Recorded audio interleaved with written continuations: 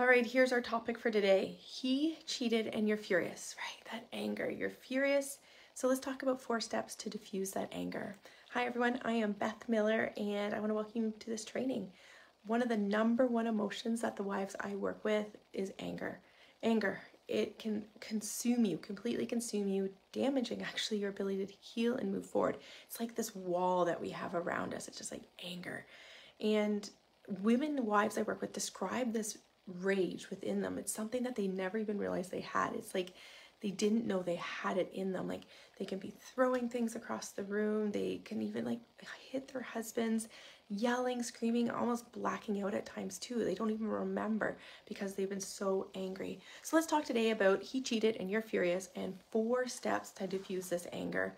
I'm going to put a thumbs up or a really angry emoji in the chat below if you feel this way, if you can resonate with this feeling. So the objective today is I want to get you some of the practical steps on what we can do to diffuse this anger. So I'm Beth Miller. I am a marriage coach, a certified hypnotist, and I am the founder of the Marriage Saver Method.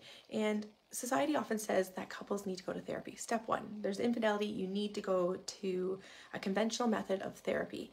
But many wives that I work with, they say it's not working. It's not working, or we're going in circles, we are more angry afterwards, or we're just not getting the results fast enough. So if you can relate to that, give me a thumbs up. But what happens is sometimes husbands quit or they're not doing all the work, so this therapy just keeps them feeling so stuck, which causes these wives to lose hope. But at the same time, they still want their marriage to work so much. So how do you solve this? How do you really get momentum? Well, if you're a wife who's like wanting results, ready for results, ready to take action, you're done with searching the internet, done with podcasts, done with it all. You've digested all the information, but you're like, I'm just ready. I need someone to guide me on this. Well, send me a DM, send me angry, and I can give you some personalized strategies on how to move forward, how to save a marriage, how to end the ruminating thoughts, how to get rid of the anger, how to rebuild trust and just get that communication open, get him to open up.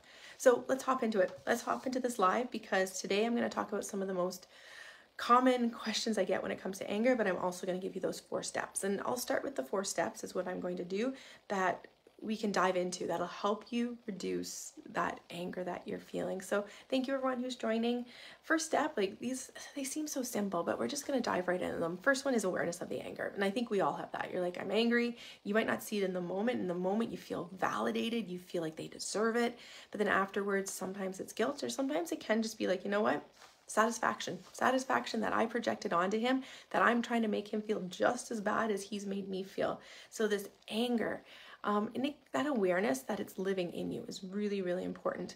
So then step 2, like we're just going to fly through the top 4 ways to diffuse the anger, and then we'll get into some other questions. But awareness is number 1. Number 2 is, where does it live in your body? Like close your eyes, take a deep breath, and just feel. If you're feeling angry right now, just find it. Where is it living? Like, is it in your chest? Is it in your stomach? Does it feel like it's in your brain? Is it in your hands? Like, can you find it?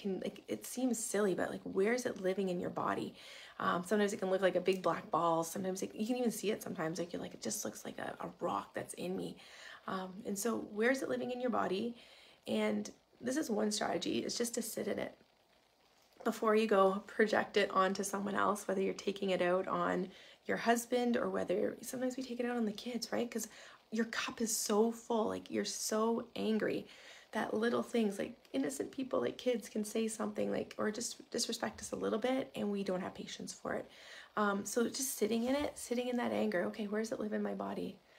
Oh, it's uncomfortable. Like you can just feel it like eating at you a bit. But if you sit in it long enough, like 5 minutes, just sit in it, observe it, watch it, and that can be a really, really interesting process. So that's something I would try. So number 1, awareness that you have the anger, not wanting to project it. Number 2, really sit in it, find it in your body. Like, where do you feel the buzzing? Where do you feel the heaviness? Where do you feel the constriction?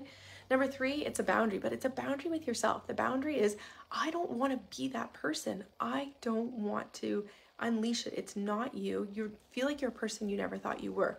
So it's setting that boundary with yourself. And again, I'm a hypnosis trained marriage coach, and I help clients using a process where we get deeply relaxed. You're still fully awake, fully aware, like you know exactly what's going on around you, but it's this beautiful relaxed state where you're aware consciously, but subconsciously we're pulling up times of anger, and we can figure out why this boundary comes up. And for so many women, they can't set the boundary because they're like, he deserves deserves this. He needs to know that I'm this angry, because if I'm not angry, he's going to think I'm over it. And then he's going to think everything's fine and he doesn't have any consequences.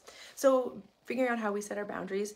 And then the next thing, I'm not going to go too much into boundaries, but deciding this is not how I want to be. And then it's connecting with your true self, like finding where that anger is. Some women even like imagine a door and like, okay, I just let the anger out, like just let this like heaviness, like dark smoke, like just leave their body. And it sounds kind of crazy what I'm saying, but visualization is really important when it comes to this, like sensing where it's in your body. And then just sensing your true self. Like, what does it feel like to feel at peace? Like, picture yourself in a really safe place. Just picture yourself like your true self 1 year, even 2 days, 2 weeks from now. Like, what could it feel like to feel free and at peace? Okay, so let's get right into this. I'm going to talk about some questions that clients have had. All right, so some scenarios. Number one, why am I so angry? I didn't do anything wrong. Like, where's this anger coming from? I didn't do anything wrong, but I feel like I'm losing control. So Sarah, I'm going to talk about Sarah. Sarah's husband cheated after 10 years of marriage, and she found out through text messages that weren't meant for her. We don't need to go where she found it, but she found them. And now even the smallest argument just sends her into rage, like beyond anger. And she's wondering why she just can't calm down. And so her anger is validated. It really is, like, valid. Sorry, it's valid. It's justifiable. Like, some horrible things. It's never okay what your husband has done. You've been betrayed by someone you trusted completely, and that can make you feel powerless. It can feel powerless and can feel violated. So that's where the rage is coming from. Anger is a defense mechanism. It's not the first emotion. It's a secondary emotion. Behind that anger is a lot of other things: resentment, guilt, maybe like guilt for what you've done, but not to that degree what he's done. Can be, like I said, sadness. So defense mechanism is anger, and it protects ourselves from pain. So if we feel that anger, we can actually override the pain. Your brain is in this fight and flight mode. So you could be in that fight. You're in a parasympathetic state where it's not what we call rest and digest, where you can't eat, your heart's racing, you can't think straight, and just this fight or flight comes through. Cortisol pumping through your body. Anger is a neurochemical, like it's a concoction in your brain. Like, what happens is a thought comes up, and that thought actually creates a neurochemical in your body. Like, the thought travels down the neural pathway, and a neurochemical is just flooded every cell in your body. That's why we feel flooded with rage. It just comes at us. So anger, this defense mechanism, is here to protect us. Your brain's in fight or flight mode, and you may react even to minor things because the trust has been shattered. So recognizing the anger, recognizing the triggers, like awareness is step one here. And then just, if you can, this is so simple, but just stepping away. Like, it really is true. Like, you really have to say, anger's coming on. I needed to step back and I need to reflect, and talk to your husband, be like, I'll be back in 10 minutes. So putting the time of repair and stepping away, that's the best thing you can do for yourself, is say, I need to step away so that you're not going there. Question number two, I'm just flying through these. Why am I so angry even though my husband apologized and he wants to fix things? Okay, words versus actions. He said he wants to fix things. He's apologized. Is that apology enough? Or do you need the apology to have like a different energy to it? Does it have to be like a certain like level of like, I am so sorry I hurt you, and like list all the things that he's done to hurt you? So Melissa's husband has been working hard to repair the marriage since she discovered the affair. So this is a scenario about her husband apologizing. And he's in therapy, he's apologetic, he's trying to make things right, but Melissa feels like she's still boiling with anger on the inside. So it's still common, right? Like, an apology, doing the therapy isn't gonna fix things. You're just so angry that your husband could deceive you for so long. You're angry at yourself for not noticing the signs. You're angry at yourself for trusting him. You're angry that what your life, you thought like happy memories, is not actually what it is. It's like you lived this double life. So it's all these emotional wounds, right? And of course we can't heal them overnight, but this apology doesn't erase what happened, and that's strictly it. Like, it does take time. And for me, it takes like a neural reprogramming, like creating new neural pathways that are like, okay, I see he did this. I see he wants to fix things. He's not where I need him to be. And I need time to grieve the relationship I thought we had. And neural pathways start forming of, I choose to trust, I choose to work on myself, I choose to release the pain and anger so that I can once again give my marriage the best shot I can. So instead of, suppressing that anger, it's really using that anger as, I don't want this in my body anymore, and figuring out, what is the new belief you do want? The belief is, I am working to see that my husband is apologetic. I am working to see the good in how much work he is doing now. I'm working to see that, like, these are the new neural pathways, like, that are firing these thoughts of, I can see how he's different now. He's taking ownership. He's open. He's communicating. He's answering my questions. All right, question number 3. I'm not just angry at him. I'm angry at myself. How could I not see the signs? And I alluded to this a second ago. So after discovering her husband's affair, Julie feels intense anger at herself. She keeps replaying moments in her head when she thinks she should have known or should have been smarter. All right. Yeah, she discovered her husband's affair and she's mad at herself. Why did I notice the signs? Or I had a gut feeling. Some women are like, you know what? I knew it was there, but I was too scared. I was too scared because I knew it would implode our life. So this self-directed anger is incredibly common, but it can also be misplaced. It's anger at yourself. You're not responsible for his choices, but it's convincing your subconscious mind to be like, really, like, logically we get it. You're not in charge of his choices, but subconsciously you're like, I could have prevented this, or I could have left him 5 years ago when he had the first affair, and then he said it again to me. So blaming yourself is a way to feel some sense of control in an uncontrollable situation. By thinking you should have seen the signs, you're trying to make sure that, that you're almost taking blame for it, right? So here we got to practice self-compassion. So are you good at self-compassion? Or if you have tendencies of perfectionism, right? And you like to do things right, you don't like to make mistakes. And of course we make mistakes. Of course we don't things right, but you beat yourself up, that self-talk. So it's really, really chiming in with that self-talk that you have within. And I describe it almost as these little parts of you, these little voices. It's the angry part of you. It's the shameful part of you. It's the embarrassed. So if you were to close your eyes and just picture these little characters and say, hey guys, how are you? Shame, how are you doing? Anger, how are you doing? And if you've ever seen Inside Out, I haven't watched number 2 yet, Inside Out number 2, but it's kind of like that. You have these little characters in your brains, and just talking to that anger, being like, anger, we're good. You didn't see the signs, you didn't cause it. And it's calming your nervous system by loving those parts of you, not trying to fight the anger. Be like, I shouldn't be so angry, but I'm angry. Question number 4, and again, I'm flying through this, so I just want to get this information to you. Why do I explode in anger every time we talk about the affair? So Jess, we're going to talk about Jess's scenario here. She tries to have a conversation about the affair with her husband, but she finds herself, like, when she has these conversations, it doesn't go well. She ends up storming out. She ends up feeling like things are out of control. She's yelling. She's just so angry. She doesn't feel heard. He just keeps going into defense mode of like, but what about me? Or I tried to do this. And she's like, I just want him to validate my feelings. I just want him to hear me and say, I messed up. So just these conversations are very triggering, right? These intense emotions come up because she's face to face with the betrayal and she's seeing a partner who isn't taking ownership on the level she wants. But she could also be self-sabotaging a little bit because it's kind of all about her and he thinks it's all about him.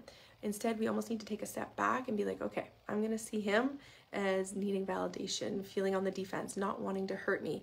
And it's almost like you take a step back and you just get really curious. Ask him, tell me about this. Why are you feeling this way?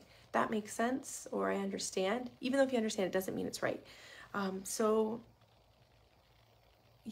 Just checking in with yourself and why you're storming and what is the voice in your head that's like, I'm out of here. Is it he doesn't hear me, he doesn't understand, he's not taking ownership?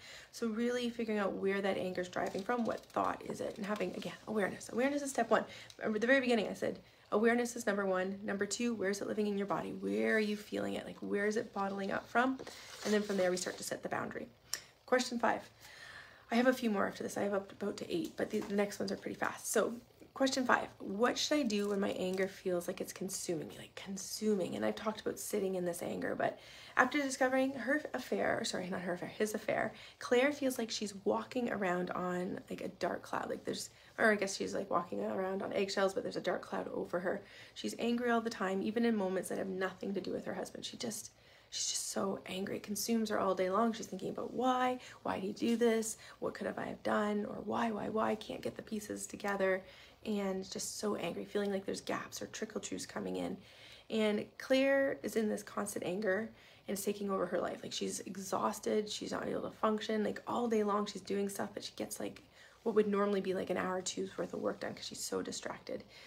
So it's important to remember that all consumed anger after betrayal is totally normal. It's a deep, deep emotional hurt. And it can be described as worse than death, like worse than losing someone you love. So by letting that anger stay bottled up, obviously it's very toxic to your body. You're holding that anger in your tissues and in your cells. So we need to find a healthy outlet. And again, just somatically, where is it living in your body? And can you just get a pillow and just punch the pillow? Can you go into your car somewhere like in a park and just scream, ah? We gotta move that energy. Emotions are energy in motion. And if it's living in you bottled up, we, number one, have that awareness and we got to get it out. So whether you sit in it and it diffuses, or whether we just yell and get it out. Some people go for a really hard run, but it's got to come out of your body. And when that anger comes out, so that you're not just projecting it at your husband, once it's out, okay, now I can go to step two. I can figure out what's the boundary here with myself, what's my boundary with him, and really connecting with your true self. Okay, how would my true self be? What would she look like? What would she feel like? Like, would she stand tall? Would she just be light and bright? And would she say, like, everything's gonna be fine? Choose to stay in the marriage right now, or you know what, it's time to go. So whatever she would say to you, like, just channel her, channel that inner you, and hang out with her for a bit. And for some of you might be like, this seems ridiculous. But what happens is when you start to feel that calm and peace, be like, I see him for who he is. I see I'm angry. I don't want to hold on the anger. Often your true self will be like your intuition. She's like, this isn't you. Like, you're not angry. That's not your higher self. Higher self, anger, like higher self, yourself, your intuition, your true self, authentic self isn't angry. She's at peace. She's loving. She's kind. And everything comes from that vibration. So it's working with that wounded self. Another question here. I was able to give him everything through 25 years of marriage. And then he ended up giving attention. He ended up giving love, friendship to this other woman. Why was he able to give her everything without any problem? You had to fight for it. I had to fight for it for 25 years to get that love, that time, and attention. I'm just so angry because it's making me feel unloved. It's making me feel so hurt. So what do we do with this again? Well, number one, boundary. Is he able to give you that now? Like, number one, you've been asking this for all these years. Is he at a place where you're seeing him start to give you that time and love?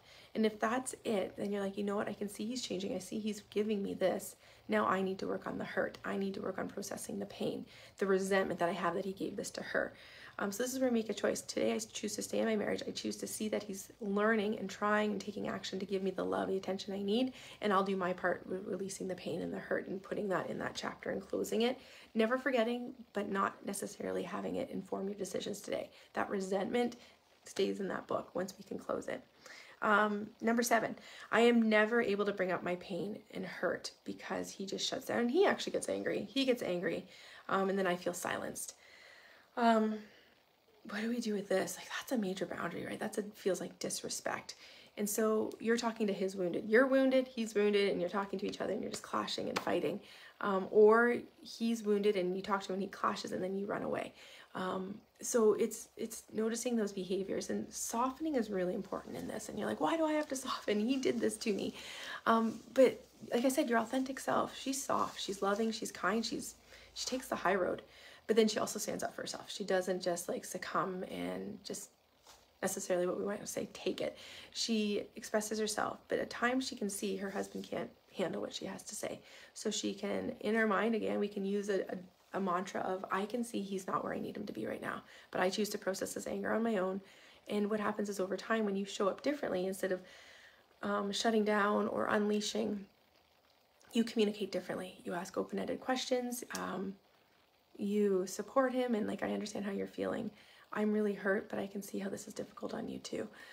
So it's showing up differently is what it is. Like, when we want to change a marriage, if you were A plus B equals C, one of you has to become something else. So if you want to become D plus B equals, then it's a new one. You're E. Like, you become a different marriage when one of you starts to change.